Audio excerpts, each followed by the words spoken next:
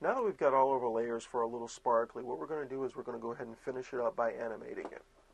So what we've got here is I have, oops, let's go back into our program here. I have my animation bar open. Now I open my bar by going to Window, Animation, and of course it'll pop right open.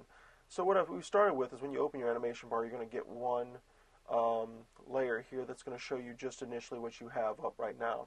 So what we're going to do is we're going to grab a second part and just go ahead and copy it like so. And within this one, I'm going to go ahead and open it up to the second layer. So now it's modified. If you hit play, you can see it's going to flash between the two. It's going to flash rather fast. So what we're going to do is we're going to add a little something in here. So what we're going to do is click on both of them and click our tweens parameters here. And it's going to say add frames. Now let's add 3. That looks good. So if we do that, there we go. Now we've got a nice little blink going on. So now what we're going to do is we're going to go ahead and we're going to copy this layer over. Once again, this last one we have here. Copy it once again like so. We're going to go ahead and open up to our last layer.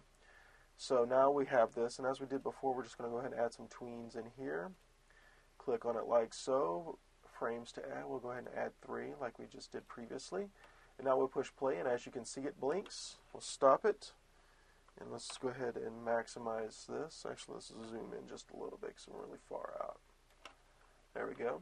And as you see, if we press it, it's going to flash just like so. And as you can do, you can add extra ones all around here and, you know, put them in alternating order so they don't all flash at the same time. But there you have it. There's your glitter graphic animation. So play around with it, have fun, and enjoy.